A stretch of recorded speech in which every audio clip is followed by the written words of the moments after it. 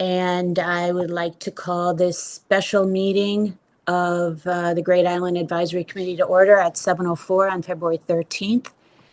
And I want to first thank everyone for joining us. Nice to see all these faces and participants. I wanted to actually, in my comments, mention that before we get to the agenda, that I want to address the rules and regulations for Great Island. So, hey, Bruce.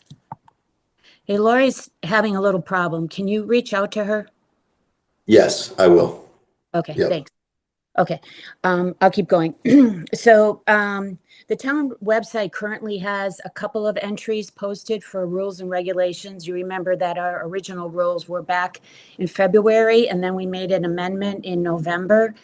And basically on the website, there are a couple of versions, and I think things need to be consolidated and updated. So the existing policy still has things like, it mentions horses, and it mentions public access is, sorry,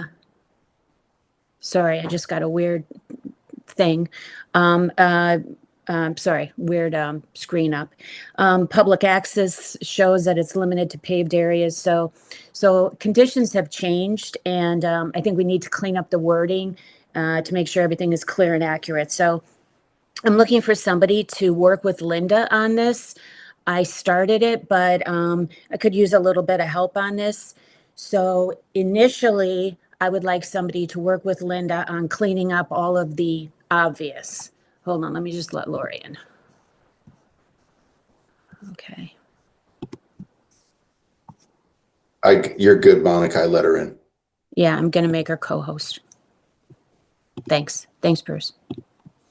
Okay, so it's kind of two parts. Right now, we can get started on cleaning up the general, but I also think we'll be looking. We're going to talk about the dog policy a little bit later. So I don't think we should do this twice, but I could use somebody to help out right now with Linda. And then once we get the dog policy, if we change it or not, whatever, take another look and make a specific recommendation to the Board of Selectmen to approve the updated rules and regs. So you don't have to answer right now. I can see you're all really excited about doing that. But I drafted the other one, so I'm happy to kind of help Linda. That's okay. Fine. All right. That's great. I think Bruce probably, or I'm sorry, Jim, probably one person is enough. But what we'll do is, you can do what you have done in the past, and we'll circulate the version so that when we get it before the group, it's kind of good to go. So that's super. Okay.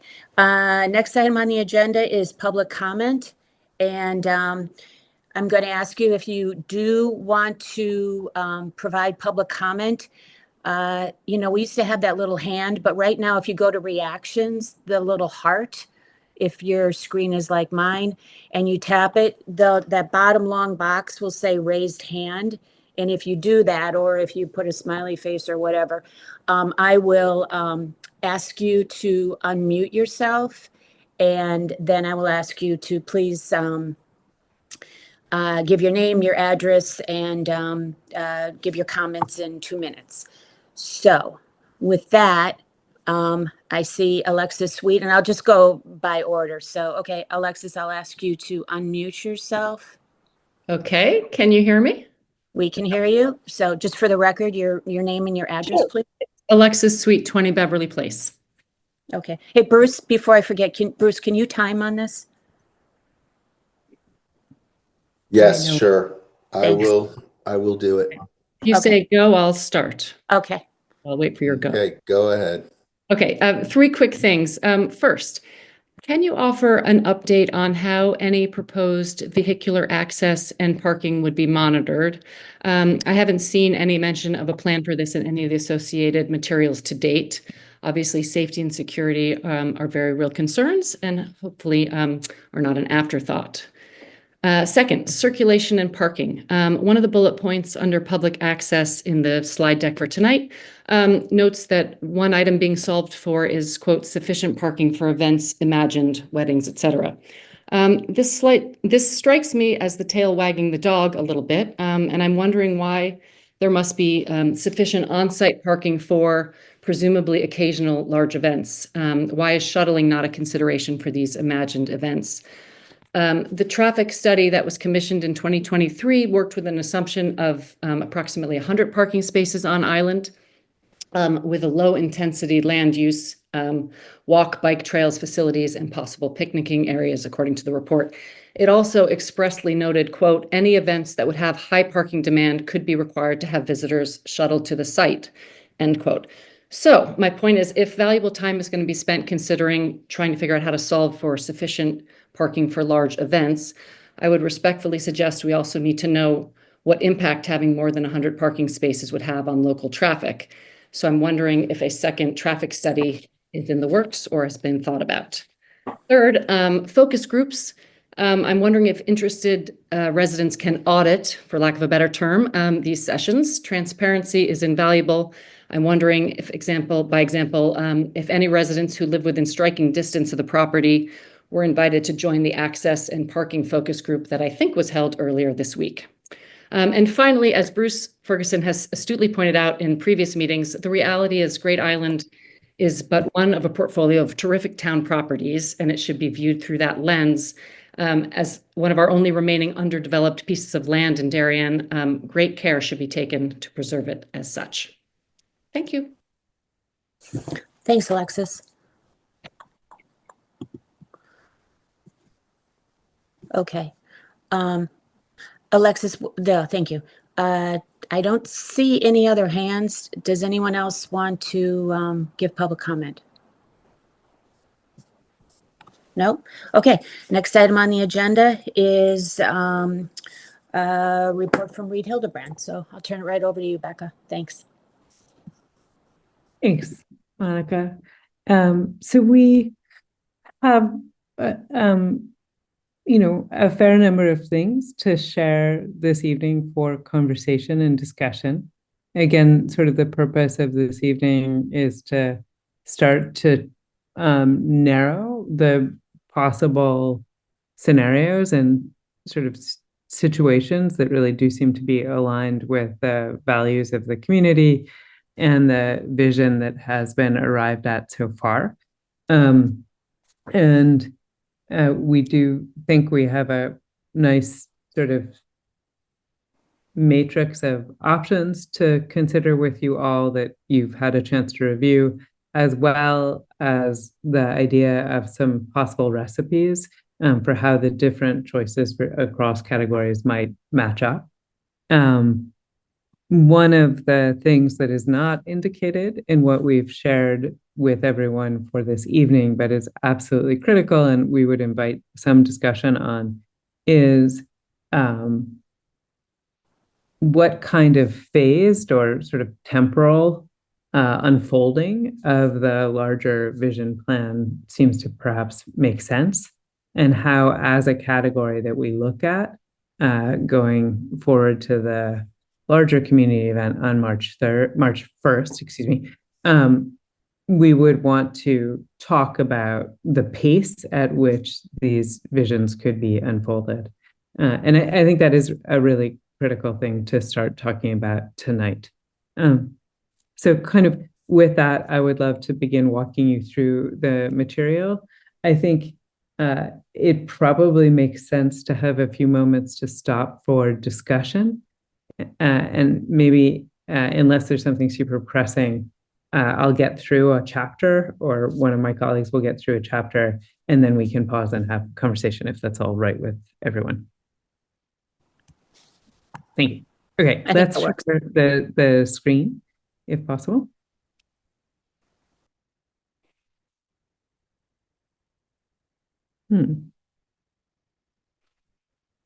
Great. I think we can immediately go to the next.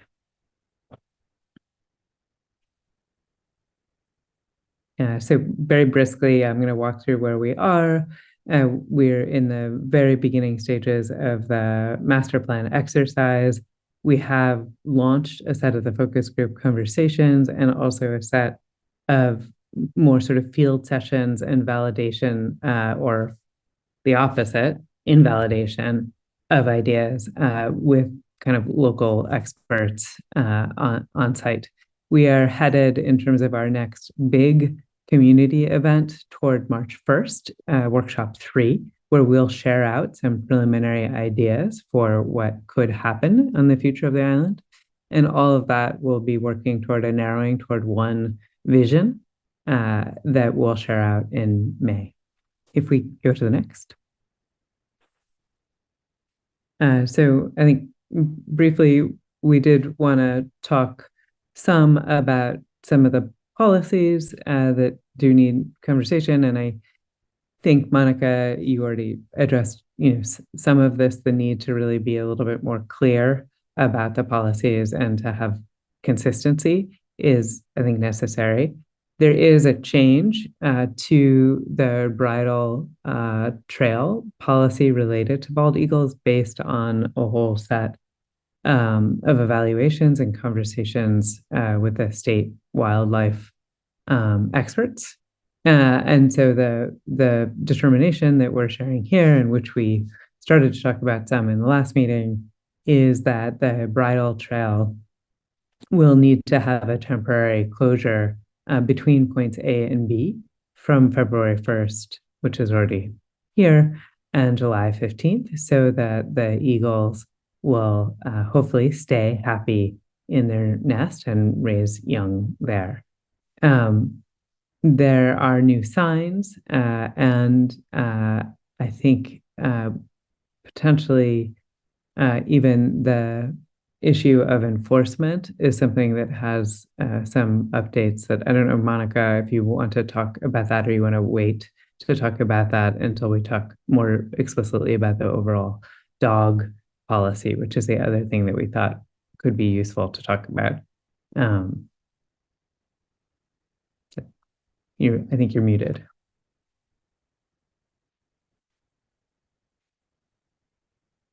Sorry, Monica. No, I had to unmute myself. Yeah, I think on the dog policy, so our current policy allows dogs off leash only on paved areas, and that trial period ends March 31st. On leash. I'm leash. sorry. Wow. Okay, thank you, Bruce. Our current policy allows dogs on leash only. I wrote that down wrong. And that trial period ends March 31st. We do now currently have an animal control officer in place, and that animal control officer, Katina Wargo, has been on the island. She does have the ability to issue a citation for $25. And we have, we have Jen Charneski, who can answer any questions regarding the fine, or Captain Alley, who is on the call too. She can also maybe speak to the police department's approach on this. I do think that I'd like to have a conversation about this tonight, but I do think this is a pretty important issue. So I don't think this is the time to make a formal recommendation, but I do want people to share their thoughts. I will say that we have had a number of dogs in that area. We've been have some cameras up, and we've had between December 27th and January 26th, we had 38 dogs in the bridle path area, and 11 of them off leash. We also had two cars, and a bike. From January 27th to February 12th, we've had 4 dogs on the island, 3 off leash that we saw with these cameras, and 1 bike. And we also had, during that period, since we've put the signs up to restrict access from A to B, we've had we've actually had 11 people that have disregarded that signage and walked in that area. So, I'll open it up to discussion. We can talk about the fine structure.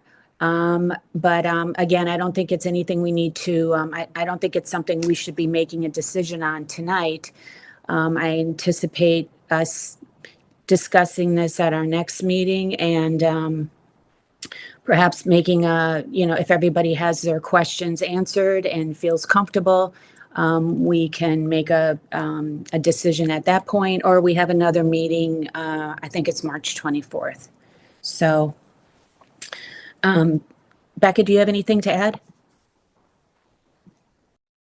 Thanks, Monica. I mean, I think we would just, advise that it does feel important to revise the rules and to have them be clear and to have them be consistent across all the formats. I think something that seems to be true is that there are a lot of people who don't read the signs that are on the island. And so I think one of the things that we would advise is if we could get slightly more consistent signage practices going forward, which I think we're likely to do as part of the master plan.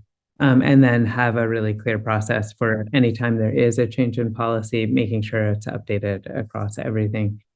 I think super simply, our sense is that if we could just update the regulation for dogs to say, dogs are welcome on the island, on paths, on leash, and they're not permitted on the bridle trail, that would be quite straightforward. And something as simple as that would be consistent with the language that a lot of parks use. Okay, so I'll open it up to the committee and just go ahead and unmute yourself and we'll hear comments.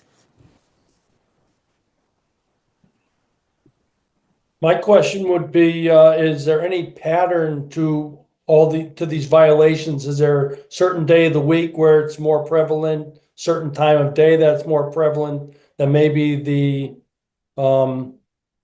animal warden can keep an eye on it during those specific times? Or is it just random all over the place? And that would be my question. I'm sure, Dan, we can play back the film and check and see on that.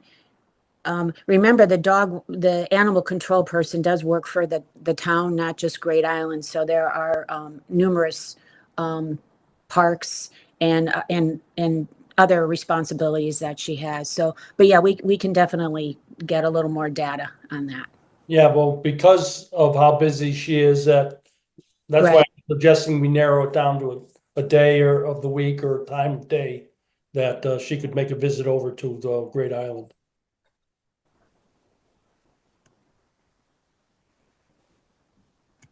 So at this point, we have the ability to, the animal control officer has the ability to write a citation for $25. So I know that when we spoke about this in the past, we contemplated a higher number. And I guess that would be, well, Jen, maybe you can speak to this as far as if we did want to increase that dollar amount, what that process looks like. Sure. What we can do right now under our existing ordinance is a $25 fine for dogs off leash, because there's an existing ordinance about requiring that dogs be on leash on public property. If we wanted to be able to find something more than $25 or add some conditions beyond off leash, it would require that the Great Island Committee make a recommendation to the Board of Selectmen. The Board of Selectmen would put forward an ordinance change that would then move through the boards and ultimately require approval by the RTM. I think that, we talked about the enforcement aspect of it, and it's a townwide ordinance. If it's at $25 and you want to seriously affect change in behavior, I don't think $25 is going to do it. today in 2025. So I think we should, whether it's the GIAC or whether it's the Board of Selectmen, I don't know who should take it under their advisement, but somebody should. Well, we would make a recommendation. The Board of Selectmen would like GIAC to make a recommendation on the dollar amount to the board. That's the, Monica, I'm sorry, this is Captain Hadema. May I speak for a sec? sure, absolutely. I just want to make it clear to everyone, even though it's a $25 fine with fees added, the total is $49. Thank you. And if I read that right, I forget where that information came out. So none of those dollars go to the town of Darien, right? Did I read that it all goes to the state? No, I think it's 2520. Or, yeah, 2524, right? 25, 24, meaning the 24 is the fee, and that goes to the state, and the 25 goes to the town. So Right. if we invest in enforcement, we can potentially, if we're seeing on cameras that there's a lot of deviation from the rules, and we decide to up enforcement, we could potentially recoup some of the costs of that enforcement. Well, I guess theoretically, Bruce, but I think that, this is a new property, and I think that what we're trying to do is shape good behavior, right? So, I think that that's the purpose of this. But Jen, I'm correct on that ratio, right? It is 25 to the town? Right, 25 to the town and then $20 to the state, and there was another $4 fee that would also go to the state. Okay. All right. So, I mean, look, I just want to be fair to everybody involved. So it's like, I was one of the guys that said, I'd like to bring my dog, and I know a lot of my friends want to bring their dog and be respectful of walking dogs on the property. And there's people that are scared of dogs, or people that don't want your dog coming up to them. And hopefully they're nice dogs that are just going to say hello to you, but there's, people that are scared of that too. So if we're going to work together and allow dogs, and there's people that want dogs and there's people that don't want dogs, and we've set the rules, people have to be respectful of them. And if they're not respectful of them, there has to be some meaningful enforcement policy that makes people think twice about not respecting the rules. that's fair, Bruce. And I guess, you're looking at it as a deterrent, right? And that makes a lot of sense. So, okay. So one thing that we should consider is changing the dollar amount. But at this point, the animal control officer can issue a citation right now. So I think, if everybody agrees, I think having the animal control officer down, especially in that area, as much as possible, right now is a great idea. Does Hey. anybody else have any? I'm sorry, Bruce? Hey, Monica, I have a question. It's Mark. Do we have a sense of how much in fines typically been incurred or paid in a given fiscal year? I'm trying to get a gauge as to, is it the fine that's not a deterrent, or is it the lack of enforcement that's not a deterrent? And if it's rarely ever charged, is that part of the reason for the non-compliance as opposed to the size of the fees? What I'm wondering. Well, we didn't have an animal control officer for, boy, Jen, how long? Or Captain? 9 months, maybe Right, 6 to 9 months. right. And Kat has come to us from Stamford and is experienced in this. So, I think this is past practices. I think this will be different going forward. but I don't know, I don't have that number for you, Mark. We can try to find- Fair enough. I suspected it was probably not much, if any. So I just want to be on record as pondering Okay, how much the enforcement aspect will make a difference before we put too much weight on jacking up the number for the fee.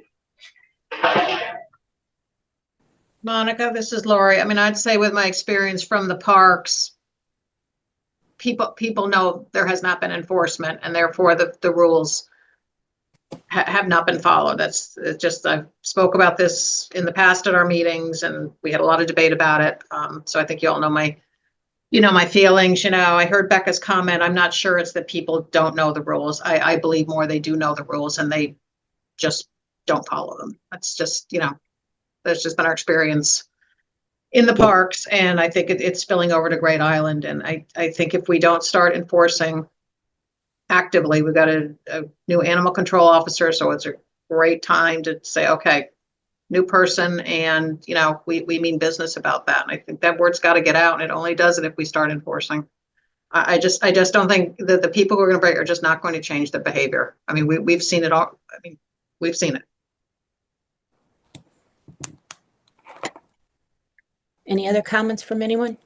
Yeah, Monica, it's Jim. I kind of had maybe one was a comment or at least hope here. I think, given that GAC isn't really like a decision-making body on this, it's really the Board of Selectmen and ultimately the RTM that makes any changes. And I guess as it relates to all of our parks and beaches, that would be the Parks and Rec Commission. But when those three bodies, the Board of Selectmen, the RTM, and Parks and Rec, I think when they do vote to make any changes to either how we enforce it or how we fine it and so forth, my hope or kind of request would be that they do it consistently across all kind of 350 different acres of town-owned land and so forth that we have, whether it's Woodland Park or Great Island or Cherry Lawn or so forth. I just think consistency would probably help enforcement. And then, the other question I had was, I think Mark asked part of it, but it'd be great to know, like over the last 5 years, like did we issue like 1 ticket, 100 tickets, or like 500 tickets?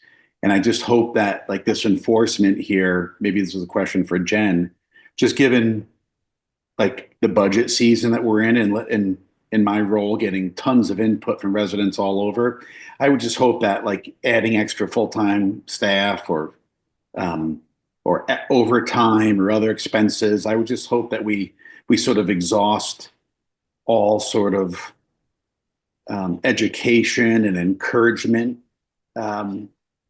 options before we kind of start, spending a lot more money on something like this. It would just be, I'd like to see at least some of it done without spending more money. So that's it.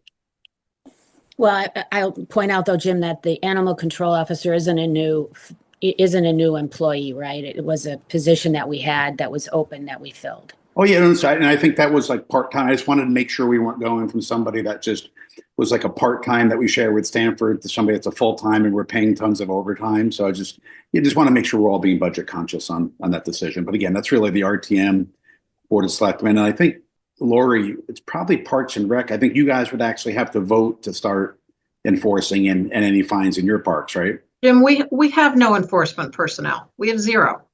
We're relying on the animal control officer or the police. Well, yeah, that's what I mean. So this person will be like watching all your parks and Great Island, right?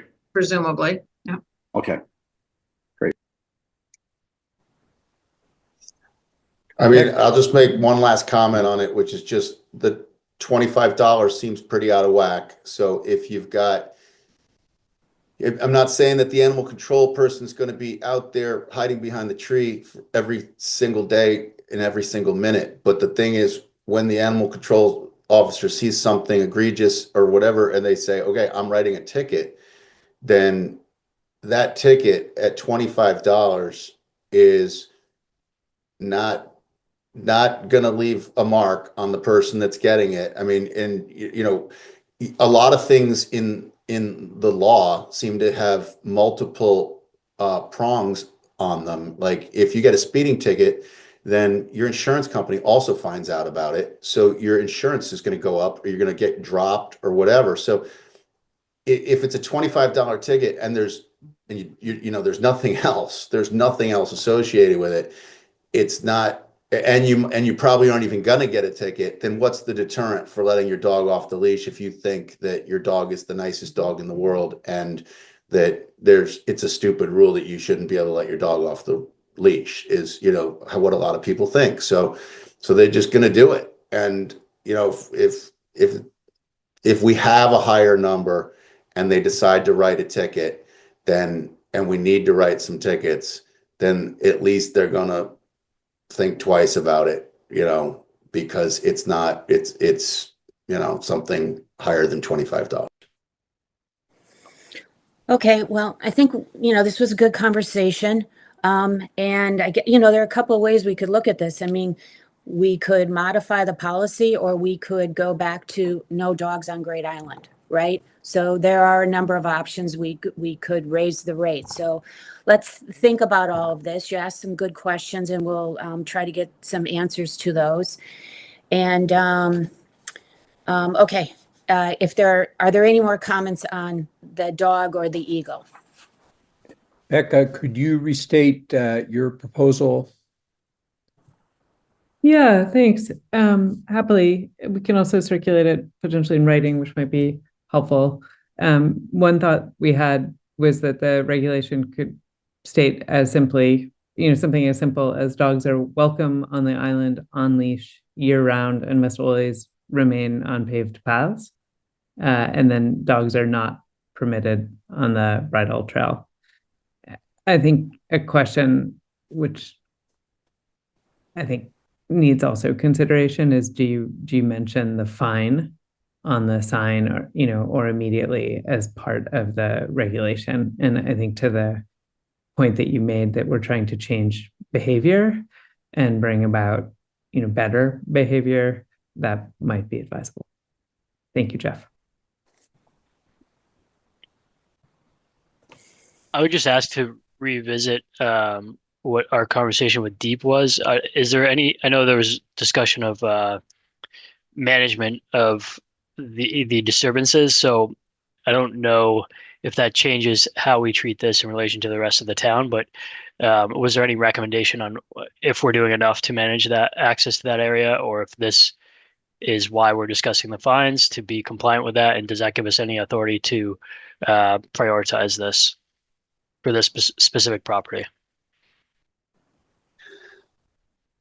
I know I said only one more comment, but I've got one more, which is just that I'm not as familiar as I should be, and I'll read up on it as to other places you can have dogs off leash in Darien. But I think, you know, the fact that we heard that people want dogs on Great Island and to be able to bring their pets. And I think we heard a bunch about off-leash interest as well.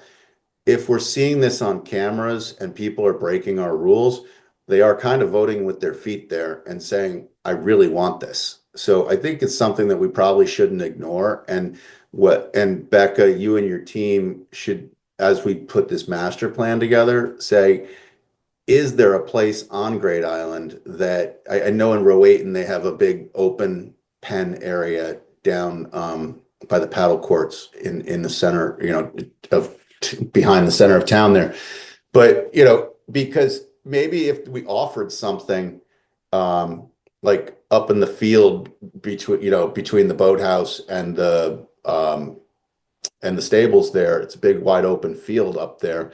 If we put a split rail fence around there the way that they do in Rowayton or something like that, you might be able to provide an off-leash experience for dog owners. And then maybe we would see better enforcement because there's a good viable option. So anyway, just a thought. I would say, you know, Kip, thank you. And also Bruce, thank you. I think we'll think about this. And as you know, it's clear that the community is very invested in multiple ways, pro and con, into the dog on the island question. I think when we surveyed before, there was not any interest really in terms of the numbers in a kind of dog park on the island. What you're describing sounds a little bit more like a dog paddock. which would, relate to the equestrian history of the island. And I think we could look at that. The one thing that I do worry about, just given things that Lori and others who know the community really well, and the way that, I think very well-intentioned dog owners are just very prone to letting their dogs be as happy as possible. The one thing that I would worry is that we know that the consequences of having a lot of dogs will most likely be to scare away the eagles that I think everyone also really cares about. So I would just worry that if we attract even more dogs to the island as a sort of known hotspot for dogs, that we might invite even more conflicts and enforcement issues than we're already, on our path to seeing. But we will think about the suggestion. And then, Kip, just to respond super briefly to your comment, I think one of the reasons we are spending more energy on this subject is absolutely because of the state's sort of guidance and how clear the penalties are for individuals and potentially even, for the town. And so then it just raised the issue that we can have the policy, but if we don't have enforcement, it doesn't really work. And so I think the good news is that there is now at least I think a mechanism for enforcement, and the conversation has started. Monica, is there anything else that we should discuss now? No, I think we've covered this pretty thoroughly. I would just ask people, if you have any comments and you haven't submitted them before, or you want to resubmit, that's great too. Feel free to email GIAC, and we'll discuss this at our next meeting. Okay, back to you, Becca. Great. So we'll try and move, I think, briskly through this material, because I know you've all had a chance to look at it. But so we have some design updates, and I think super high level, and this is a little bit abbreviated at the moment, but really trying to focus on what are the attributes of the island that make it very special, and the relationship to the coast, the intricate topography, and the sense that there are these kind of magical moments where you feel both sort of held by the island, but also have these incredibly long views, both from the water and out from the island. Those are some of the things. I think in terms of sort of design strategy based on what we have learned from all the work that's been done, really critical, I think, to the sort of maximum success and for the future is the idea that there is just a really enjoyable sort of walking circuit, inner and outer circuit. And so that the importance of really solving for pedestrian and kind of passive use of the island is a clear priority for us. I think a second major priority is to find meaningful and cost-effective ways to make sense of the history of the development of the island, and the history of clearing and cultivation, equestrian, the stables and all of the buildings there. And so that's a diagram sort of looking at how we can make sense of that in a really high level way. And then the pink areas that we've highlighted are the areas that are relatively flat. And as we've shared in terms of goals for the future, we really want to take advantage of those flat areas for concentrating events and gathering and high use activities, so that as much as possible, the rest of that island is kept feeling very, very natural, and actually serving to make kind of barriers between those much larger and more activated areas. Go to the next. One of the things we wanted to share out today is that we have been working with all of our team and processing, not just the team, but many of the experts in the community to identify design criteria for the following items: circulation, parking, architecture, sort of the coast and conservation strategies, making sure that the understanding of the regulatory sort of dimensions of the future are understood, and also that we have a handle on what the utilities, stormwater, and other infrastructural requirements are for starting to welcome more of the public to the island. And then related to all of that, and even this subject of who can do what where, making sure that we're thinking about signage and potentially some shelters for play or near parking that are lighter and potentially have very low impact, could even be very delightful, but not require the level of investment that adapting many of the historic structures require. Go to the next.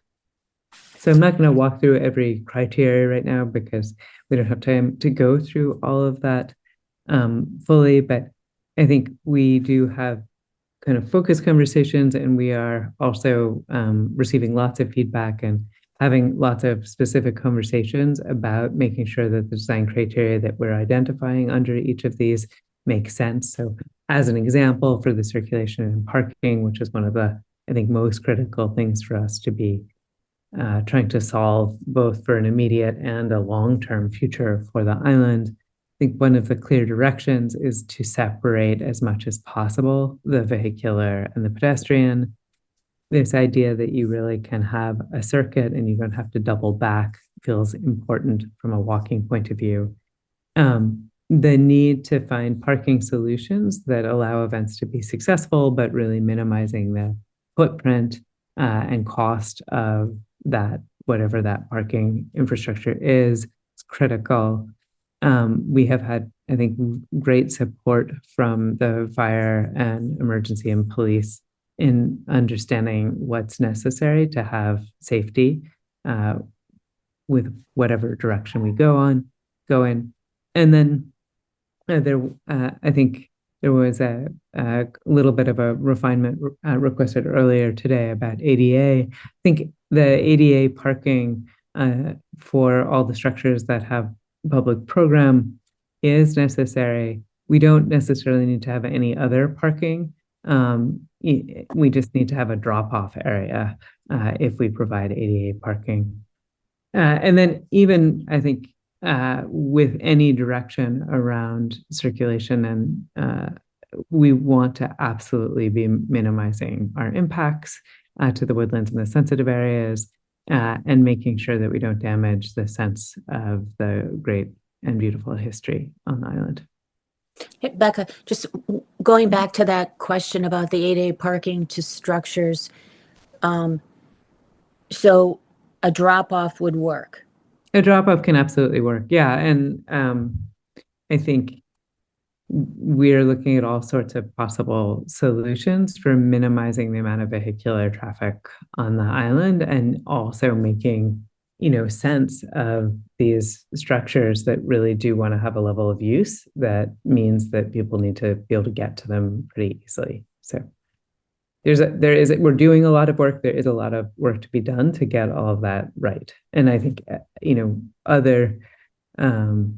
think in terms of what is developed when, this idea that we don't want to develop things that don't suit possible futures that are likely is an important sort of, I would say, constraint for what we're considering.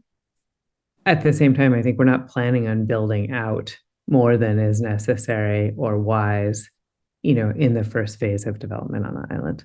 And I think there is really clear community support that Great Island should be developed sensitively and most likely slowly. Okay, we can go to the next slide. I think in terms of architecture, in some ways, some of these criteria are similar, but we need to make sure that any building that becomes occupiable is safe. And then I think we don't want these buildings to have incredible carbon footprints and be really expensive operationally. And so making sure that whatever changes are implemented, they work both from an immediate investment, but also from a long-term operations point of view.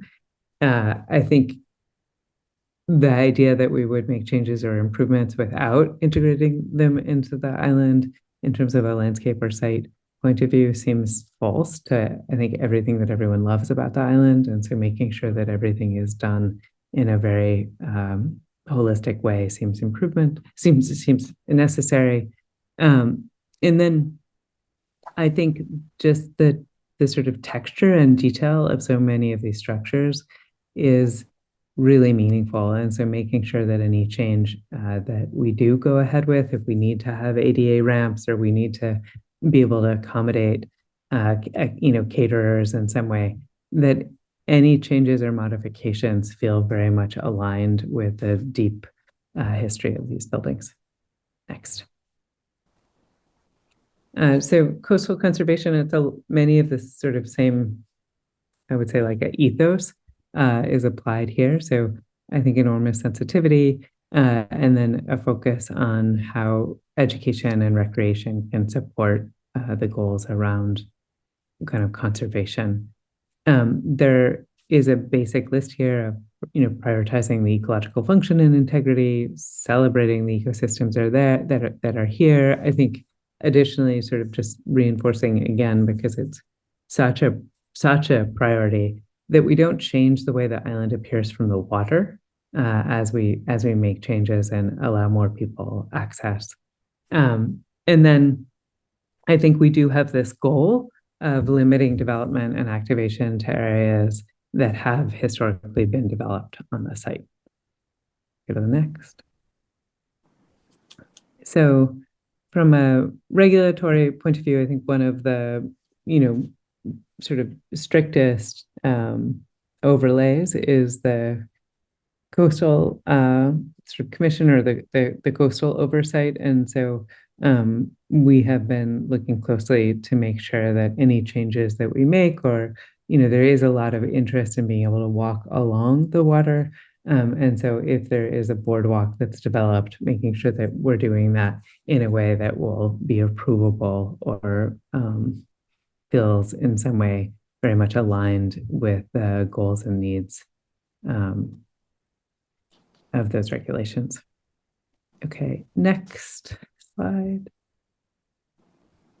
So for utilities and stormwater, this is one of the things we've been thinking about quite a bit recently, just to make sure that we understand what is necessary. There are good sort of hookups available. I think as everyone is familiar, there's some challenges with the existing septic conditions, and we will need to increase like the water lines and a number of the provisions from a utility point of view as we make other improvements. And I think the need to make sure that we're managing everything well, and that I think there's electric hookups for any gates that are going to help limit vehicular access. These are the kinds of things that we're looking closely at. Go next.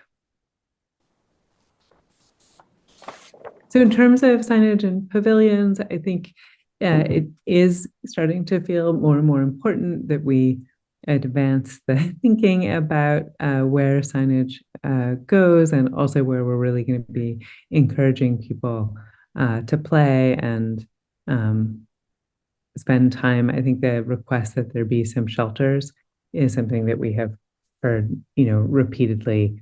And so that is something that we're looking at. But being able to fill your water bottle, being able to go to the bathroom, these are sort of immediate needs. If we go to the next. So this is a provisional or preliminary sort of scenario matrix, looking just in terms of the columns across those categories, potentially identifying some early projects that could be implemented relatively quickly, and then a sort of an array from least intensive in terms of footprint and investment to most intensive across the categories. And if we go to the next. So there's been a lot of activity trying to think more both on the ground and also just in terms of dimensions and elevations and safety and other requirements about how we might organize circulation going forward. And these are, long-term visions identified here, but in each case, the goal is very much to have that separated pedestrian and vehicular circulation, and to have a kind of, I think, as little parking as feels really necessary on the island. I think to share with all of you, we are looking very closely at using the Southern Causeway either for arrival or even in some cases two-way traffic. And you can see here that we're also interested in potentially restoring the historic circulation that was the estate circulation for quite a while. And so that's the second option here.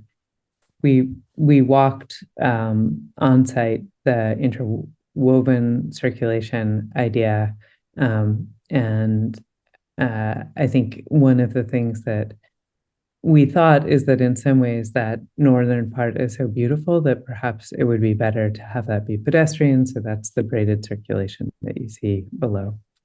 I think we can go to the next. And then just very simply highlighting some of the thoughts about how vehicles might access the island. And this is all still, I would say, being evaluated. Next. I think what there is total clarity about at this point is the desire for the community to be able to host events of multiple scales in the two locations, the State House and the stables. Go to the next.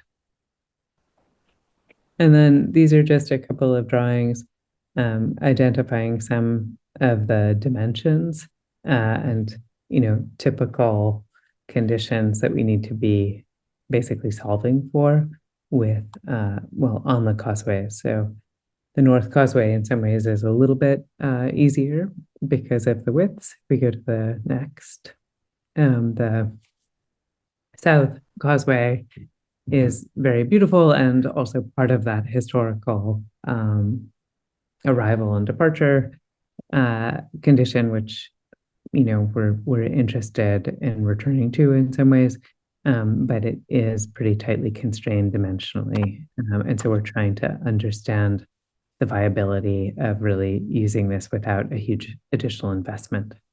Next. I think we could potentially pause for some conversation or I think that's a good idea. And maybe we back up to the matrix itself, Felicia, just so people can, yeah, great. Or does anyone want to go back, flip back any other page to any other page? I have a comment from a previous page, just about thought and terminology. Becca, I've heard you and other people at Reed Hilderbrand mention a coastal boardwalk multiple times. I think you guys are the only ones I've heard use that term. I know that the committee has many times used the term coastal trail. And in my mind, there's a big difference. And I think the word boardwalk to probably many of our residents could be somewhat alarming. And I envision a coastal trail, maybe with like portions of it that could be as wide as, I don't know, like a lot of it I'm thinking would be very similar to the bridle path and as rustic as the bridle path in like an unpaved surface, pretty narrow and very trail-like. And then because it's essentially the perimeter of the entire island along the coast, I'm thinking that certain portions of it in areas that are more populated, like if the trail went on the back lawn of the main house, let's say, well, maybe there would be more of an established boardwalk style build out there. and that would be like ADA and things like that. But I just want, I don't know, it's just the word boardwalk as we talk about it Bruce, in its entirety. I appreciate exactly, I think, what you're pointing out, and I think it's very helpful.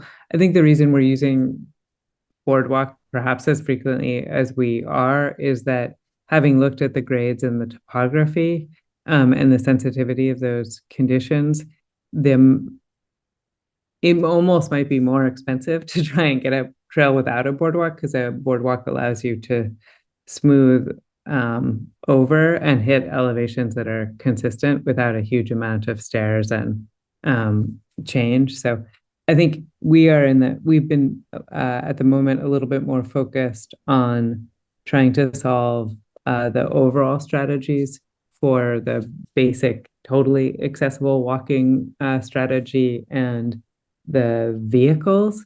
But one of the studies that we have started to scratch at is how is it that as you go along the coast, it's not so wildly up and down or in really sensitive ecologies that we can make it as trail-like as possible. I think what we have realized is that there will need to be some level of boardwalks, and that may be why we're saying it. It's not that we're thinking about it as 100% boardwalk at all. All right, I just advise that we all stay in close contact on that before you get too far along in designing and costing and all that stuff, so that we make sure that what you guys are envisioning is what we want. Hey, Bruce, if I could chime in, on this, I don't know exactly what Becca's referring to, but the boardwalk that I envisioned are similar to what's currently in Diller property, or the running trail behind the high school, where there are some sensitive areas, wetlands, I believe, and there's some signage that even alert the pedestrians that you're in a sensitive area, and there's a small boardwalk for a portion of the trail. The rest of it is gravel or chips, like what you're describing, Bruce. But for areas, it smooths out the undulations. So I think we might actually have some examples in town. Becca, I don't know if you're familiar with those, or your team is familiar with those, but there might be a meeting of the minds there to be had. Yeah, I think what you're describing is more what we mean. And the reason, I mean, I think it's one of the reasons we're saying boardwalk too, is that we're showing a line that we don't want to have cause a lot of alarm for people who are very alert to the sensitivity of making a trail along the coastal edge. So I think it feels like a critical thing for us to get this right. And so we'll start drawing that. And I think actually, Mark, if there are examples, I have not seen the two that you mentioned, and I would love to see them potentially even in person. So thank you. I'll send you some pictures. I've been to the boardwalks you did in the Houston Arboretum, which is a sensitive area to say the least, and I thought they were handled quite appropriately and are not obtrusive to the natural setting at all. That is exactly, and in some cases, even a lighter. I mean, I think in some places we want this to be almost single file, probably, and then other places to be able to handle class if they're trying to look at something. So it needs more study. But Becca, Jeff, that was a good point. Becca, I don't know, the Long Park, I don't know if you have something there, but maybe you could share some of your work that you've done in the past in this, because I feel like this is possibly one of those early action items that, will be attractive from speed and financial perspective.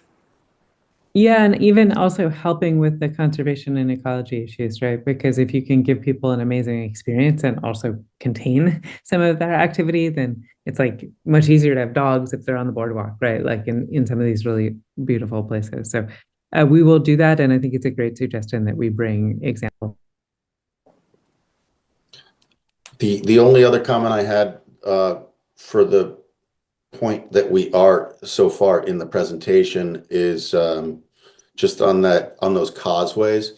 I get what you're saying, Becca. I think that it feels more constrained on the South Causeway because of the walls, but in all actuality, the roadway is 18 feet versus 16 feet on that, and it is 23 feet at its minimum. So I was happy, and it's the natural flow that a lot of people have that are going onto the island, that are walking on or whatever.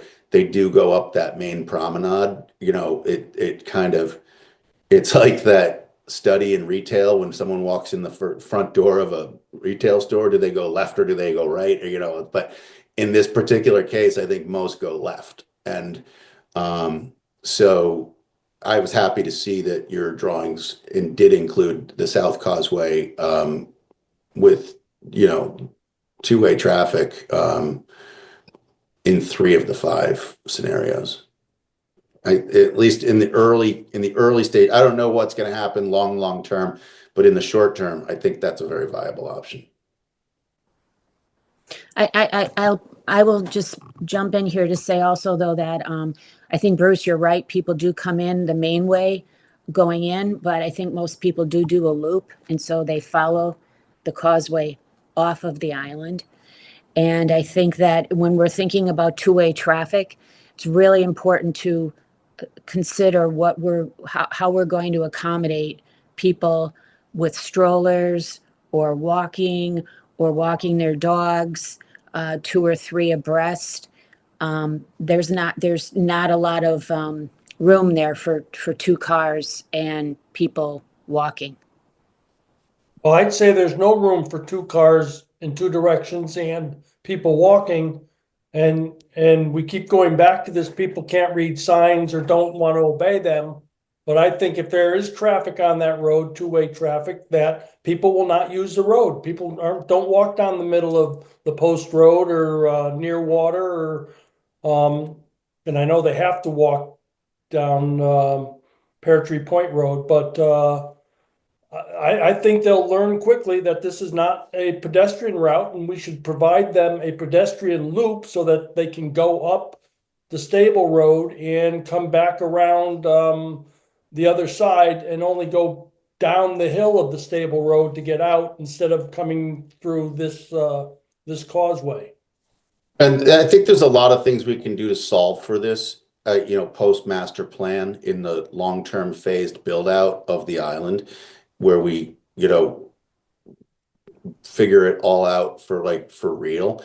I think for right now, I think there's plenty of experience of this working in our town and other towns. You know, I know that the width of the road to Tokenique Beach Club, for example, is 17 feet wide, and there's two-way traffic and walkers and bikers, and the Searles Road Bridge is 18, I believe. The narrow part on Pear Tree Point Road, just north of Cross Road, I measured at like 17.6 or 18 feet. It's a choke point there, but there's plenty. That cross road that connects between the Post Road and Old Kings Highway South is like really narrow. It's under 17 feet, I think. So there, and then, you know, I've been noticing as we've been, you know, considering parking and all this stuff, it's really made me pay attention everywhere I go. And so, I mean, I was in the Whole Foods parking lot today.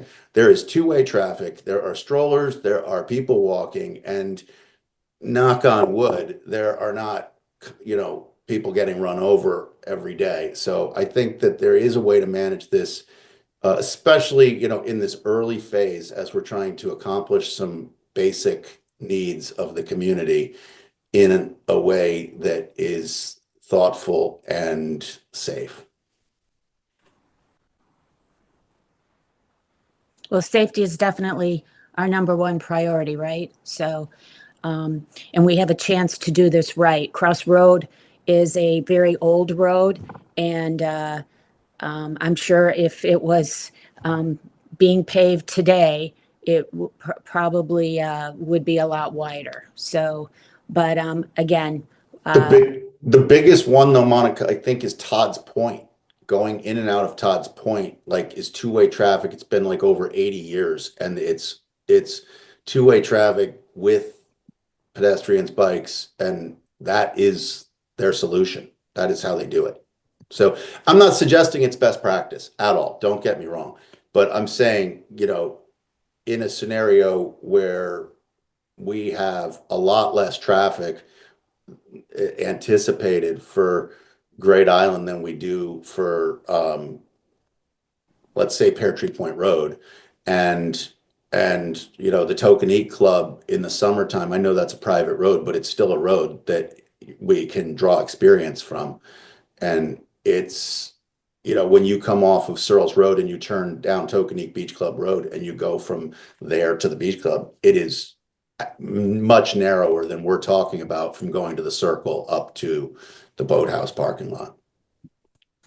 Right, and I'm familiar with that road, and I'm familiar with the congestion that can happen on that road. So, again, I'm just going to say that I don't think keeping residents off of the causeway, foot traffic off of the causeway is practical. It is a beautiful road, and people are going to want to walk on that road. So whatever we do, we need to make sure we make accommodations for pedestrians. And I really just don't think people are not going to want to walk on that road. Yeah, I'm also wondering if there's a nuance too between, you cited, for instance, Crossroad or whatever is going to the Tokenique Club, which is it's a private road. It's posted as a private road going to a private club, just like, Norotan Bay, it's a private road that you go through to go to Norotan Yacht Club, but this is a public property. So we might need to think about it a little bit differently. Well, I think the town's a lot more protected if we say this is two-way traffic, no pedestrians on it, than if we allow pedestrians and cars, one-way traffic cars on the same road. There's no one who recommends that. AASHTO doesn't recommend that. The Governor's Safety Council doesn't recommend that. For the state of Connecticut, nobody thinks that's a good idea or near the safest way to protect pedestrians. So I'll never vote for putting pedestrians and cars on the same road side by side. Well, we agree on that, Dan. Okay. Any other comments on what Becca's covered so far?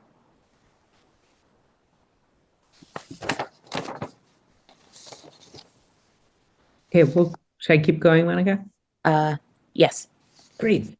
So this is super abbreviated. We are doing and set to do a lot of work over the next 10 days to think more critically about partnership priorities and sort of relationship to cost models.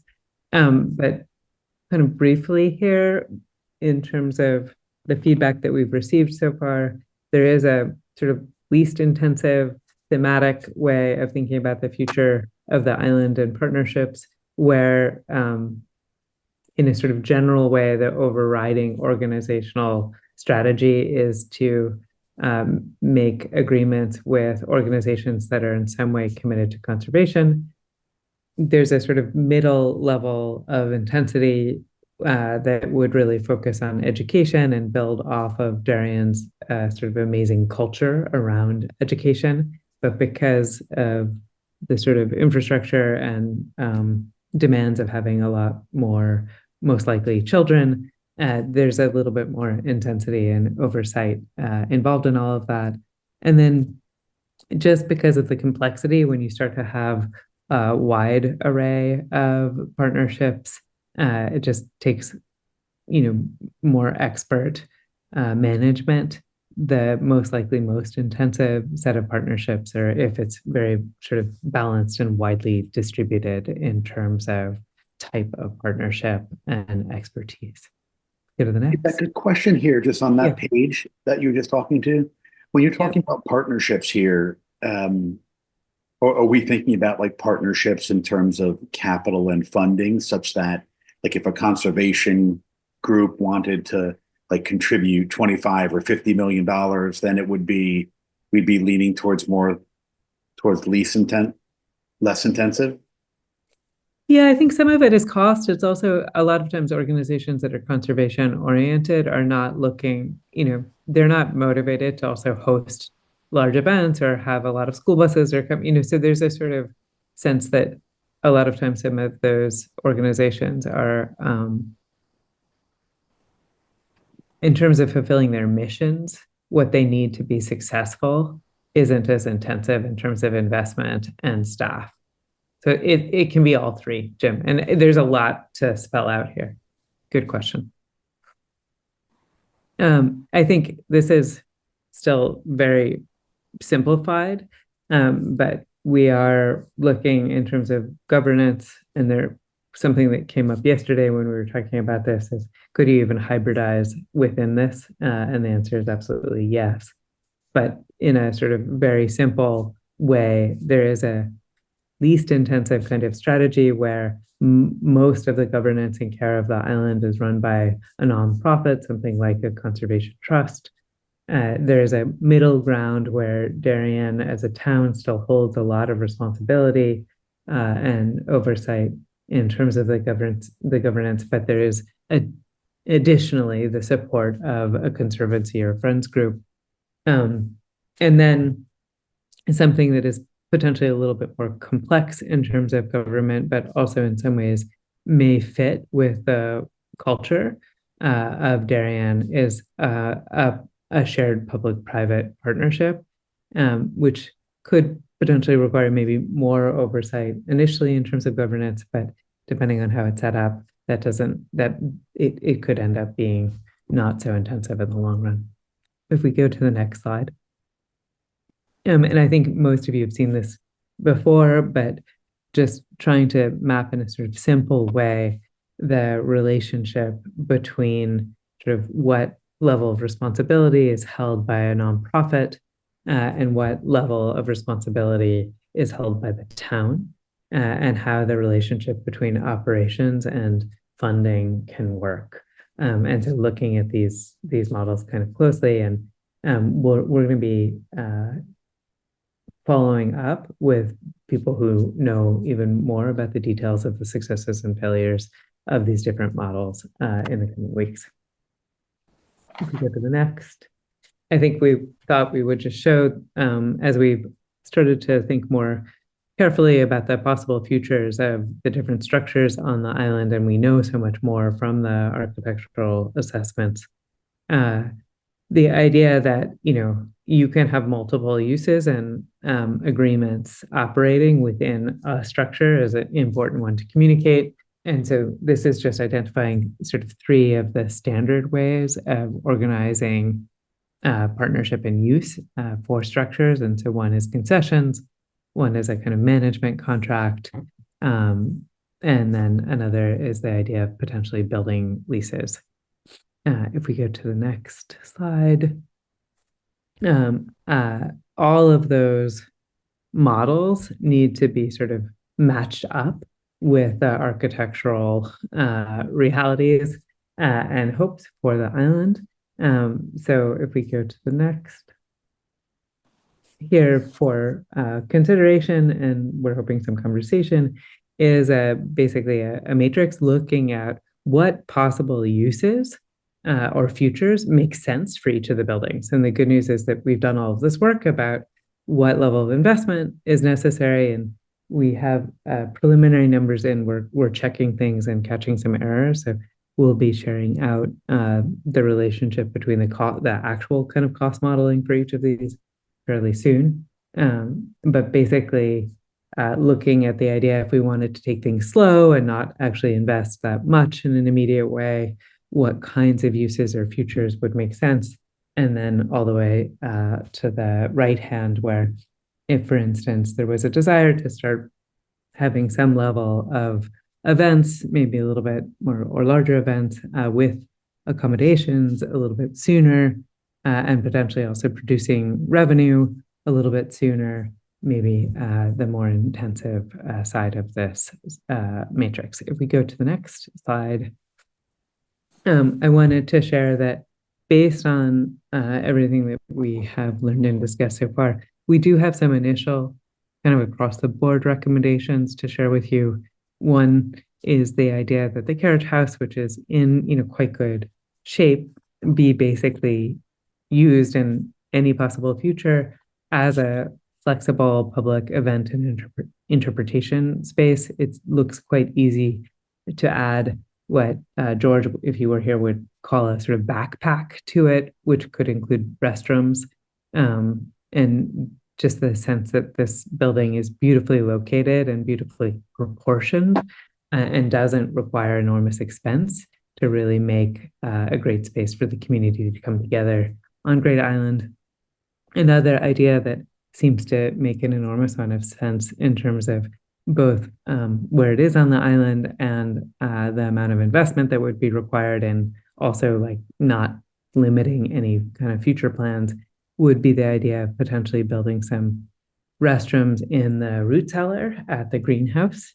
And then the idea that events could be hosted at the stables is also seems like an idea that there's a lot of enthusiasm for, and that the stables are basically in great shape and don't require a huge amount of investment to make that future happen.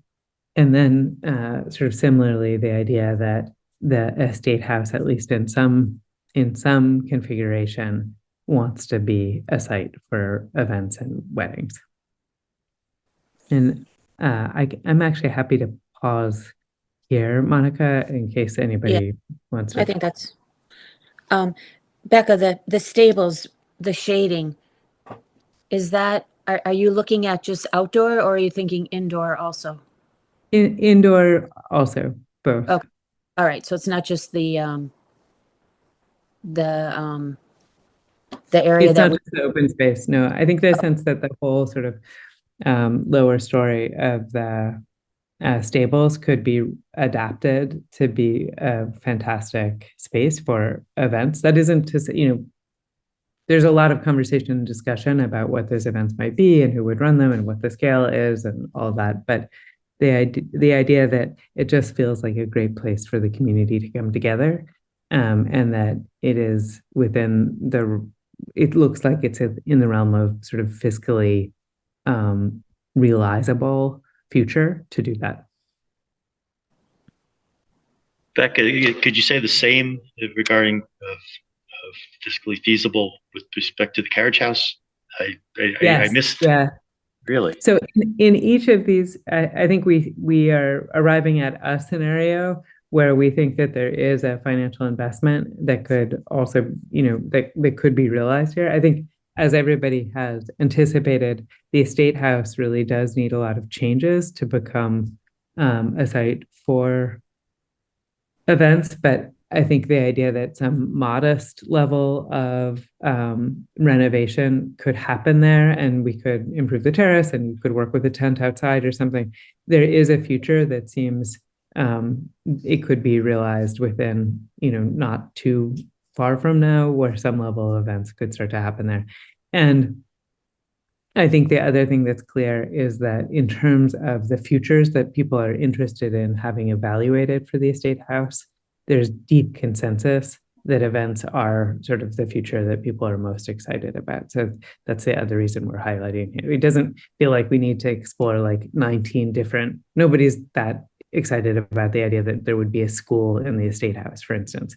People are very excited about a future where fabulous events and moments in life and celebrations could happen at the estate house. I think I agree with everything on the page here. The one that resonates most immediately with me is the number 2, the greenhouse and the restrooms that you've got. I saw, across the least intensive, moderate, and so I really had never thought of that, and I think it's genius. I think it's out of sight. I think it's central. I think it's very necessary immediately. And I think we talked even before you guys were hired about options for quick wins, low-hanging fruit. I think we should seriously put this on our list of things that should be getting drawn up like immediately.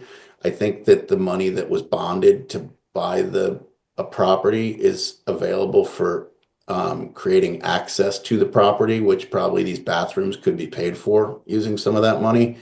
And so I don't think that, they certainly wouldn't be disappearing through any future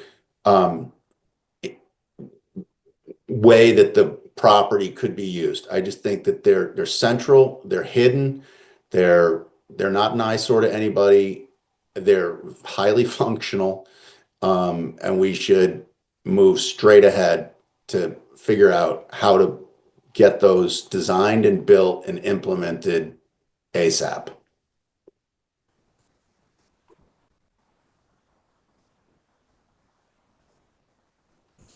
Any other thoughts for Becca? Well, I Jeff? think you answered one of my thoughts. I was a little surprised to see that there wasn't a demolished state house or a state house on the alternatives, because I think it's something that's come up from time to time.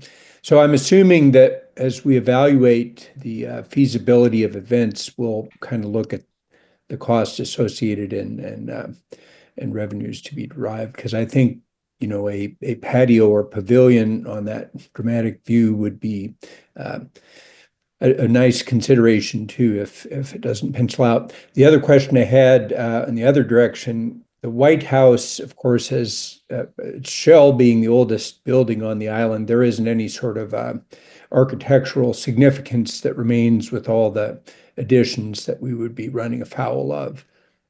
No, I think we were a little bit disappointed that there wasn't more historic integrity and architectural integrity, but as we went into the due diligence, there just really isn't. So, and to add maybe a little bit of nuance, I mean, this is already in some ways as nuanced, just as useful for a conversation like this, but our thought is that it's possible with the State House to potentially demolish parts of it, and then really focus investment on the parts that are most significant and that would produce sort of the most meaning for the community. So it's not totally, absolutely no demolish, but I think as we've learned more, I think actually the news has tilted sort of better in terms of the fate of the estate house.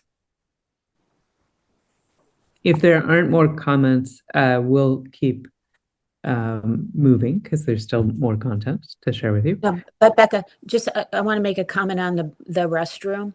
I think that I'm very in favor of one and done, and I think that this does feel like no matter what we do on the island, this is a really a pretty perfect spot for restrooms.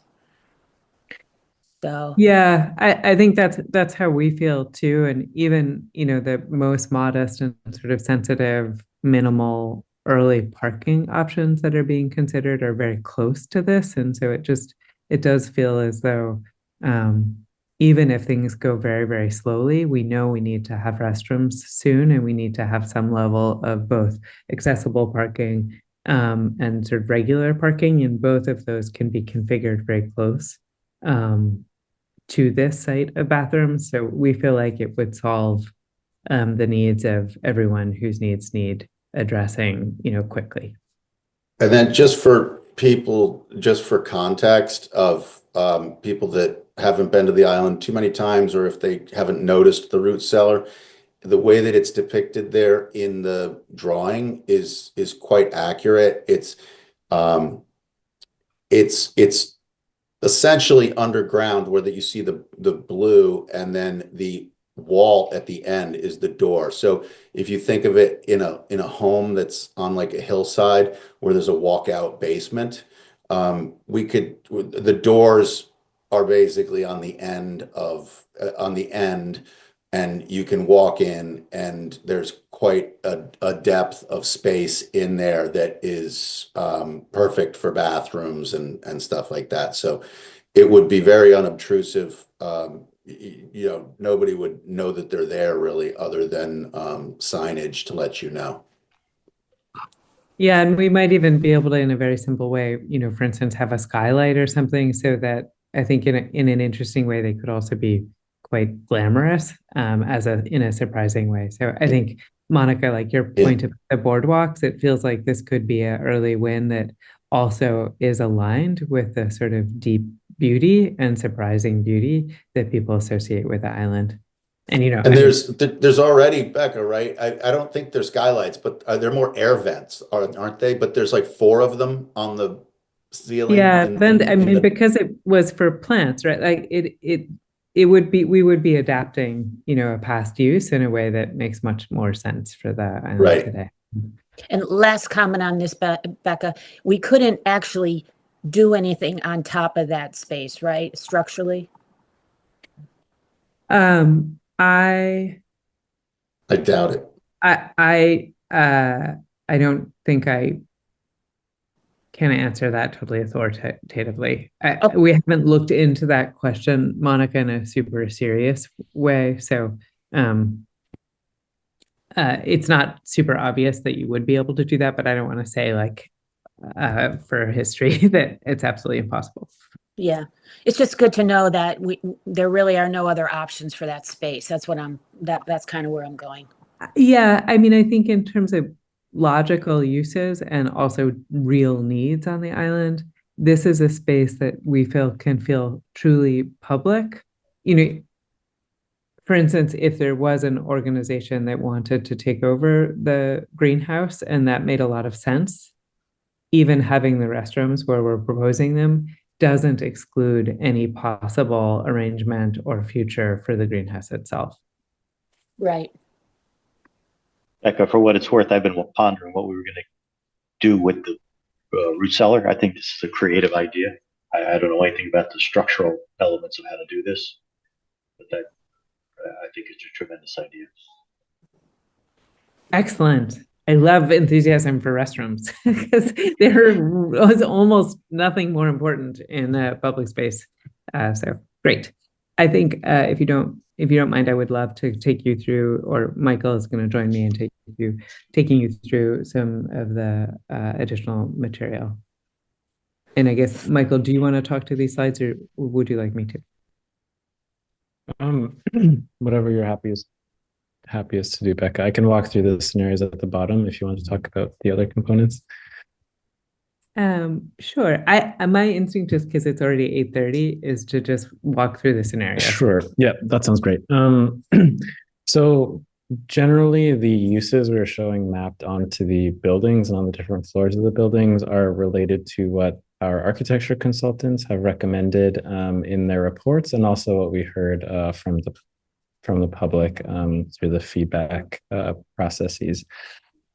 And so there's 3 uses we're showing for the different buildings across the island on the slides that will follow. For this one, the greenhouse, the first potential feature we're showing is a caretaker residence. If that is desired by the town to have a caretaker reside on the island for operations, the architecture team has identified that this is currently a residence and is well suited to be a residence and could very easily, with minimal investment, maintain that use. Another potential feature for that building is it could house a not-for-profit organization. There is interest by the public to restore sort of the agricultural uses around this building that were in place historically. And so that building could potentially house a urban agriculture not-for-profit, and the greenhouses could be restored on the former greenhouse footprints. And then the final potential use is related to the restrooms and the parking being located nearby this building. The ground floor could potentially house a visitor center. And then the second floor could house offices for the town or a potential conservancy for the operations of Grid Island. And we can go to the next one. For the stables, likewise, these are organized from least intensive to most intensive uses. The least intensive would really just be outfitting the lower level to take on event functions. And then the whole upper level would remain more or less locked and empty and could be used by the town for storage. There's another version of the stable programming, which could be more of a community hub. You could have events hosted in the center wing on the ground floor. And then on the two wings flanking, they could take on other uses, such as the visitor center or a vendor. And then on the upper level, you could have town or conservancy offices. And then again, potentially the opportunity to have a caretaker residence in one of those apartments. Obviously, if the caretaker residence or town offices was in this building, it would not happen in the greenhouse from the former slide. And then the third option is the two flanks could become vendors, and then the whole upper level has been identified as amazing potential spaces for artist studios or educational spaces. So that whole upper level could be occupied by an educational not-for-profit organization.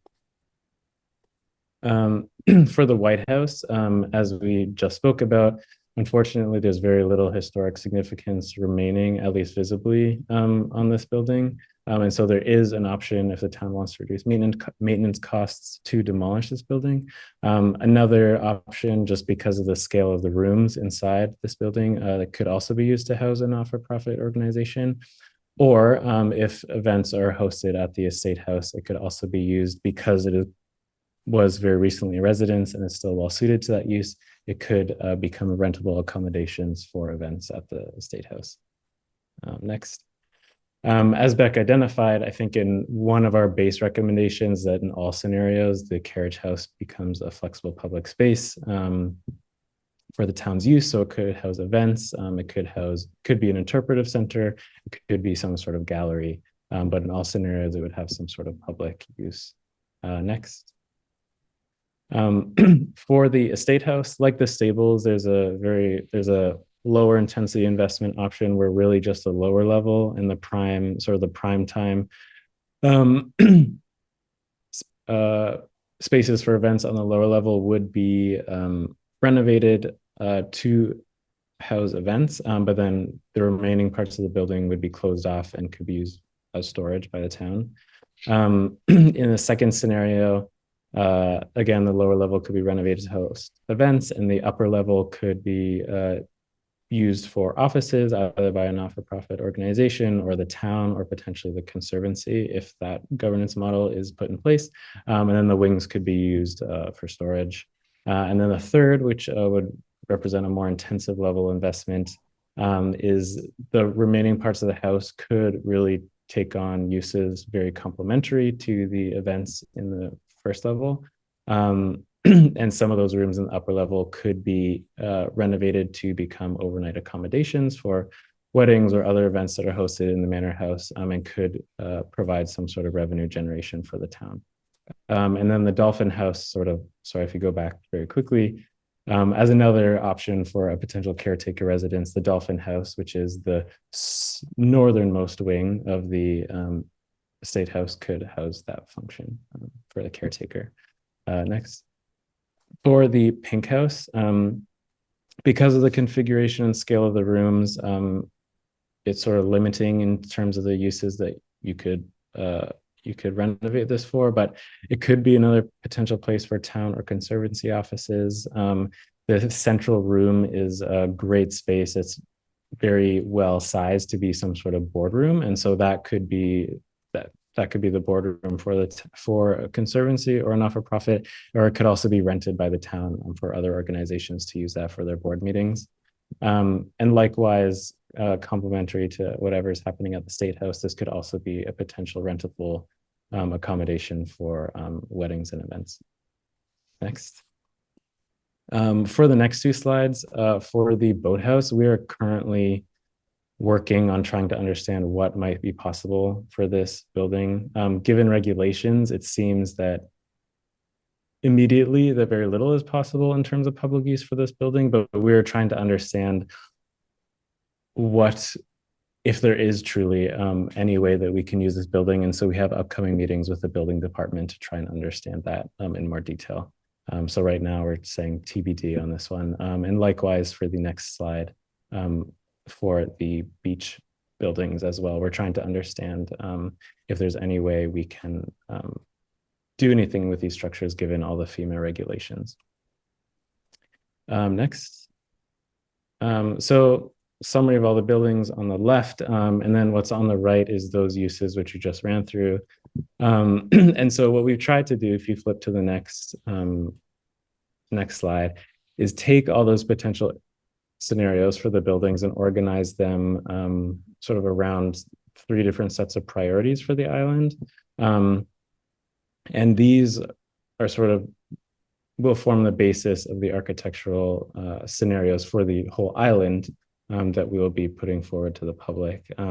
And so in terms of a recipe for how you might put these uses together across the whole island, there's this one which we're identifying as the least intensive option, which takes sort of the least intensive uses that we just identified for the different buildings. And so you end up with sort of an administration cluster towards the south of the island, a community event cluster sort of in the center, and then the conservation cluster in the northeast. If you go to the next slide, in this potential future for the island, the priority would really be on those partnerships, which Becca was speaking to earlier. And a lot of the sort of smaller structures on the island could be used to house a variety of not-for-profit organizations. And then in this scenario, the stables would really become sort of the public hub and would house the visitor center, some vendors, and then some potential offices as well.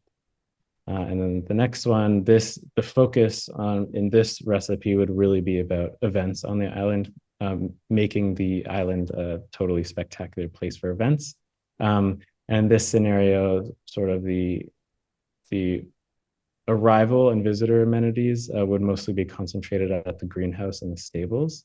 And then the structures further east, as you move towards the carriage house and the estate house, would mostly be oriented towards spectacular events.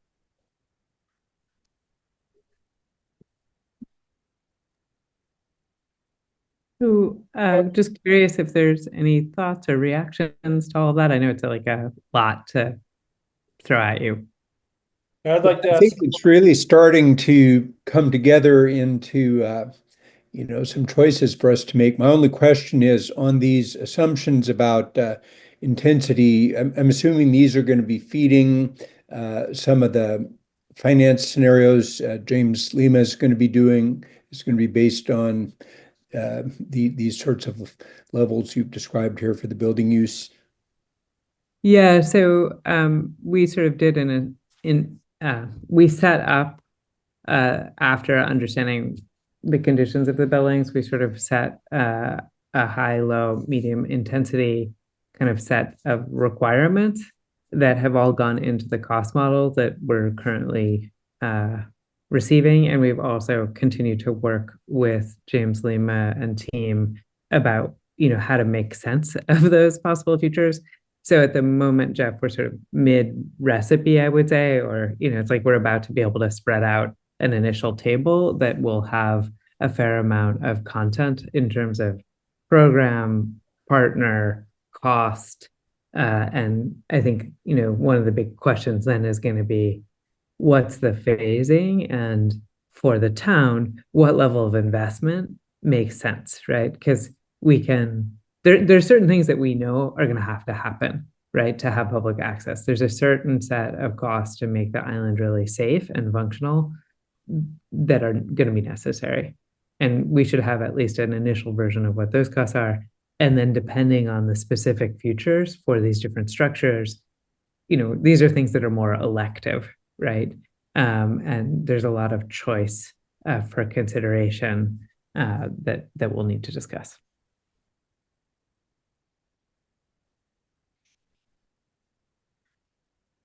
Becca, I have two, one question, one comment. One question, actually, I don't know who it's directed at.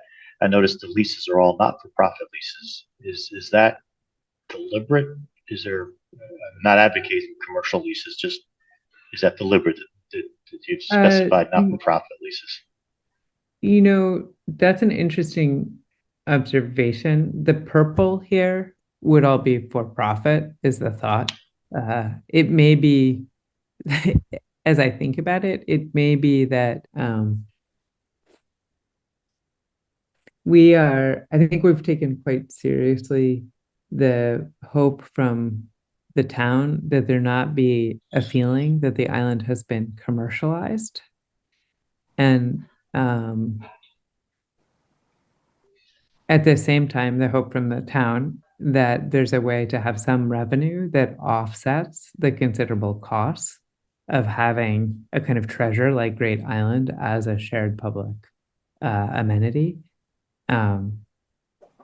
It strikes me that we may have unintentionally just avoided the word profit because it can cause a kind of instantaneous rejection of that future. And I think we're really hoping that everyone can stay open to ideas about how the kind of fullest benefit to the public can happen. And that may actually involve some for-profit activity. But we were maybe trying to not call attention. Understood. I wasn't looking to put could you accept that as an edit. I think maybe Yeah. I'll send that back to the committee. We could be more explicit about profit and nonprofit. Understood. I was taking some of these descriptions to be, it was just good, potentially good office space. The one of the slides, I think you described it as conservancy space. Another slide describes it as office space. And I think at one point you even described a nice open space for a boardroom. And so those are all sort of, in my mind, sort of interchangeable as far as space, who could use that space, but I wasn't looking to pigeonhole any of it. The second comment I had was I like the concept of a caretaker residence. I don't want to go into the arena of is that a new role or FTE, but the idea of having constant presence on the island, eyes, if you will. Not that this is a policing function in any way, but like a neighborhood watch, see something, there's at least someone on the island to call if something egregious is happening in any of the arenas we've talked about tonight. So those are my two comments. Yeah, I think it feels like everybody wants the island to feel really loved and really cared for. And that can be an excellent way to sort of deepen that sense and also create a kind of more of an assurance. It's not perfect, but it can really help. Hey, Becca, when you were putting this together from the least to the most, just when we want to kick this around, are all of these in the most category? Were they all, did you mix and match at all? Or did you just take the most and that's what's on this slide? Great question. I think probably there's a way to understand all of these a little bit on a sliding scale.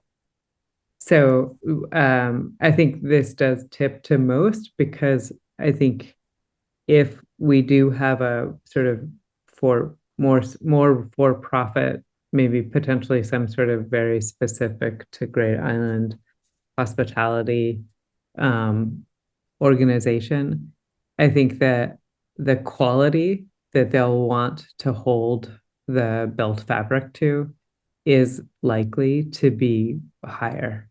That said, their own investment will mean that most likely it's not the town that's having to pay for those upgrades. Okay. As far as, I don't know if this is James Lima's area, or I think it is, but when would we potentially be able to see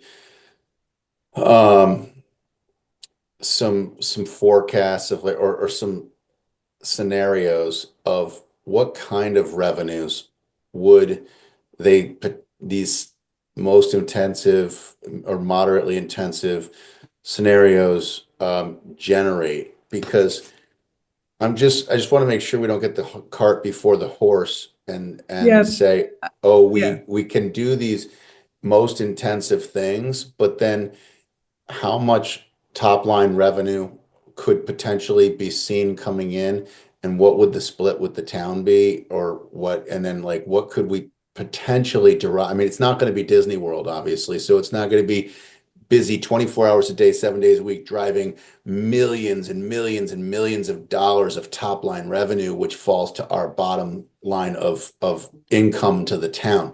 So it's like, I think we have to quantify what that might be, because I Agreed. think it would help us make these decisions. And Totally agreed, Bruce. And actually, James has offered to take these preliminary cost estimates and these sort of preliminary ideas. These are all very preliminary still, and run a couple sort of benchmarking exercises.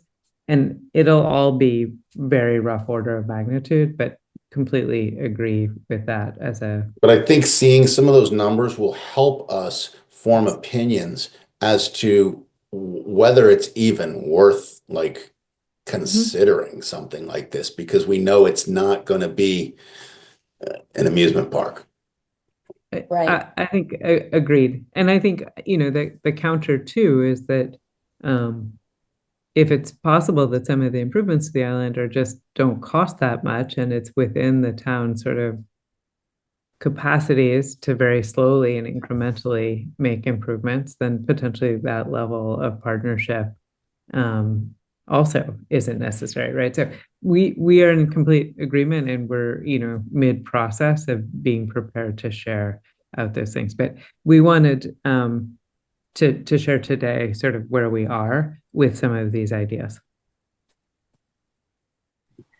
Great. Becca, I would just submit to you that if we were to submit this to the committee just for any minor revisions, the diagram on the bottom right, I think we just have a typo there where we are saying ecology cluster. Ecology obviously would be island-wide. We would just actually change that to be conservation cluster, because that's really just an important clarification, recognizing that ecology is throughout the island, but that area we would be considering it more of a conservation cluster potentially. Yeah. Thank you, Meg. Yeah, I think that's really helpful.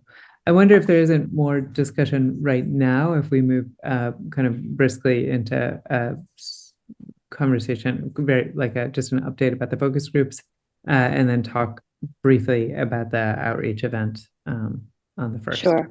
Yep. So if you go to the next slide, thank you. So right now we are in our focus groups phase.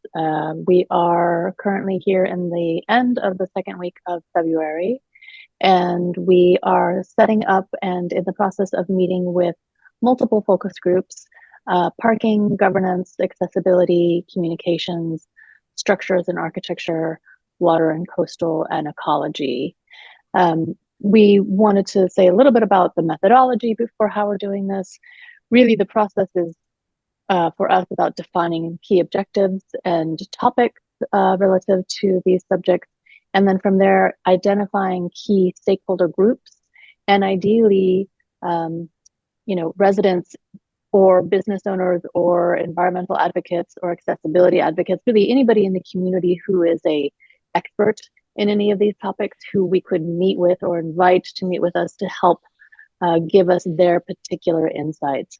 So that has been our thinking about this, really working to bring in key experts from the community on several of these topics and inviting them to these focus groups. So from there, once we identify who those groups are, we establish a group structure, we develop a short presentation and a discussion guide. We typically have a very, brief 1-hour session. And then from there, we synthesize our findings and our report from those conversations. And then on this last slide, we just wanted to touch base briefly on where we're at relative to public engagement. Our third public engagement workshop is tentatively scheduled right now for March 1st. This will be an afternoon session, whereas previously the last two have had both morning and afternoon sessions. This will be 2 afternoon sessions. So the first afternoon session will be in the town hall auditorium from 2 to 3 p.m. And we will have, of course, welcome refreshments, and then a master plan presentation from 2:15 to 3.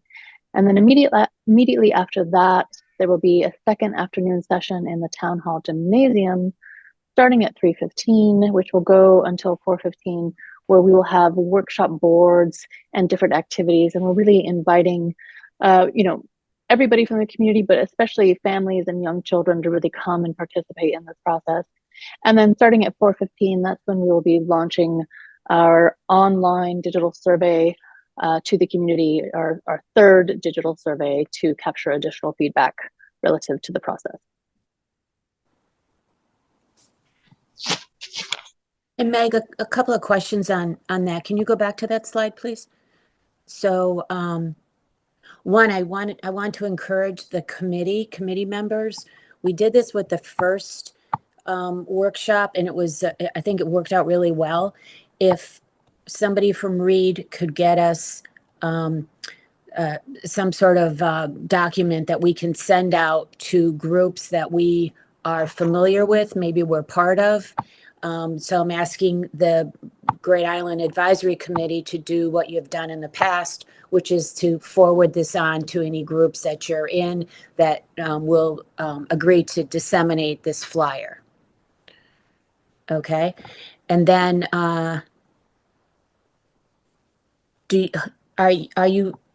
is the kind of the setup going to be the same? You'll have the storyboards and you'll have, okay. I think that the free comments, I know on the survey you asked more questions, and so there was less room to give, just your general thoughts. So could I ask you to have that box where people can write and drop their comments? And could we promote that a little bit more so that people... Absolutely. Yep. Okay. Absolutely, Monica. It does get a little bit tricky to have, comments from the public with so many people there at the same time and limited time at town hall. So we will absolutely be encouraging people to leave comments in the comments box. It's a really nice and efficient way of doing it. Right. Okay. Hey, Monica, If I can add to that, there's the next RTM meeting is on the 25th. If a flyer sheet is put together, I'm actually having to present at that RTM. I'd like to have those sheets available to hand out or to be picked up as people enter and exit. Yeah, I think if we can share those with the committee members, on the sooner side, that's great. And we also, Meg, we also put up some laminated copies at the train stations and actually on Great Island. So if you could maybe get us 8 of those, that would also be great. Fantastic. Sure. Hey, Monica, I think it'd be great also, I think, for the digital survey number 3 launch. I know like on the second survey, we all got a chance to kind of look at it. And I think collectively we all had a bunch of good inputs. It'd be great if we could maybe get a look at that draft survey before it goes live. Yep. We're planning on that. We're also planning to share with you all the full exhibits and take comments. It will be, as I know, unfortunately, you're a little bit used to at this point. We're in a period of very fast development, and we're still receiving an enormous amount of information. But all the attention that you've all been so generous with will continue to lean on in the coming weeks as we rapidly get to March 1st. And Becky, I think we all realize you guys are, you certainly aim for perfect. I know when we get it out to the public and 99% done when you all get it to us. But if you guys have fairly advanced drafts, I think it's if you share them earlier, I'm sure committee members will kind of dig in and give you some early feedback. If that's easier for your process. It is and it isn't. We shared like our vision plan in a very rough state, and we are all still recovering from the directness of your insights with our somewhat rough thing that we shared. So, but I think we appreciate that, and we also just appreciate the consistency that you have all, given us lots of feedback and lots of time. So I think actually, Jim, as it particularly relates to the thinking about the relationship of the cost model and sort of partnerships, I think we will get you something very soon that will be rough. That's great. Rough is fine. Appreciate it. Any other conversation for this evening? One last comment to consider, Becca. I actually have taken this meeting from the town hall, as you can tell in the background, and I'm struck by how many people have been coming in and out. out here are the placards from one of the previous workshops. It'd be terrific to be able to leave some of the new ones from the next workshop here, because there is another RTM meeting on the 17th where all 100 or so folks will be coming in and out, if that's possible. It's totally possible, and we actually love that because, as you know, we put a lot of work into preparing them, and then it seems kind of wasteful if we end up just taking them back to our studio. So it delights us to leave them in town hall. Actually, I'm speaking like a controlled town hall. I don't, but just an idea. Yeah, but they're still there, and I think if people didn't enjoy them, they wouldn't still be there. So I think it's wonderful. Okay. Monica, do you want to? I'm going to hand it back. No, that's great. Thank you, Becca. And we will see you at our next meeting, which I believe is, boy, let me get the date. Very soon. Very soon. Yeah, it's in 2 weeks, actually. So, yeah, it's on the 26th. So I'm guessing that as far as survey questions go, that you will get us a draft maybe early next week. I think early next week is probably too early because we need to we need to at least have roughed out all of our exhibits. And we're in good shape, I think, for some of our exhibits, but there's some that still need more development. So most likely, I would guess that we can try and get you, again, I'm going to call it a rough draft of the exhibits and the survey questions at the end of next week. And then we'll refine it ahead of the meeting as we've picked up edits and sort of tighten things. And then we'll have a chance to discuss all of those in our next meeting. And then, and then we'll be going straight to print and the actual workshop. All right. So if you get it to us, say,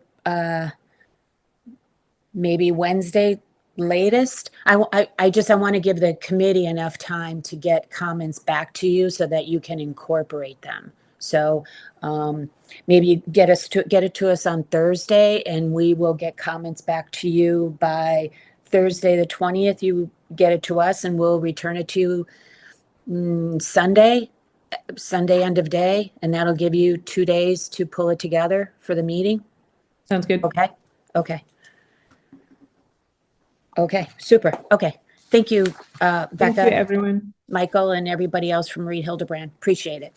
Okay, Thank next item on the agenda is early site activation guidelines. And I think Jeff we just asked Jeff and team to start working on this. So any initial thoughts you have, Jeff, are great. Yes, given the time, I'll be very brief. But first off, I'd like to thank Jen and her staff and Captain Hudima. And I don't know if anybody from P&Z or Fire Marshal or Health are on, but we really appreciated your quick turnaround. So we've been reviewing materials relevant to special events in parks to help the GIAC understand what will be necessary for us to properly offer events on Great Island. I think our objective is really to provide the full committee with kind of a baseline case of what the town is doing on public events now, and decide which of those we may wish to adopt for Great Island. Parks Department is the lead point of contact for all public events in parks, both managed by the town and by residents and other organizations. They are also responsible for coordinating with the other departments who may have separate approvals or participation involved. And these can include police, fire marshal, building department, and the health department. And this, again, just depends on the size and complexity of the event, whether food is being served to the public, traffic enforcement, et cetera, et cetera. And I would say that the level of effort in requiring reviewing and approving and coordinating on all this can be quite significant, particularly on larger events. I should also note that since Great Island is not, in fact, a town park, while we've got a good baseline of what I think is a successful program, we might want to think about what the appropriate entity would be to review and approve such applications for early events. And we're not talking about long-term when we've realized all these structures. This is that were presented just now. This is, can we allow certain events, as we've had numerous requests in the interim, and what would that interim policy look like? The other thing that we did visit with planning and zoning, and it's our understanding that as a town property in a residential zone, we would also need a special permit from Planning and Zoning Commission to conduct events on Great Island. And the elements of this permit would need to, at a minimum, outline the size, nature, and intensity of any proposed activities, any improvements that would be required, and then mitigating any impacts on surrounding communities. So we're going to drill down a little bit deeper into these policies, particularly into what would be entailed in the special use permit from P&Z. And I will also mention that we're thinking about looking at some policies of maybe comparable properties like Waveney or others. And Bruce and Kip and Lori and I will be thinking about that. And I'd like to invite any of them to say anything important that I've missed. Hearing none, be happy to take any questions, or if the committee thinks there's anything else we ought to be looking at in the interim to help us move swiftly in looking at these interim events policies as a full committee. Okay, thanks, Jeff. I think that is a terrific out of the gate start. It sounds like you've been working hard on this, so we look forward to future updates from you. Thank you. Okay, next item on the agenda is to review and approve the minutes of the January 22nd, 2025 regular meeting. Are there any edits, corrections, changes? Okay, seeing none, may I have a motion to approve the January 22nd regular minutes? So moved. Jeff. Lori moves. Second, please. I can't. Second. Bruce? Okay. All in favor? All right. Opposed? Because I can't see everybody? Okay. No opposed? Okay. Motion carries. May I have a motion to adjourn? So moved. So moved. Okay. Bruce moves. Jim seconds. Meeting is adjourned. Thank you. Night, everyone. Thank Good you. night. Thank you. Good night. Thank you. Bye-bye.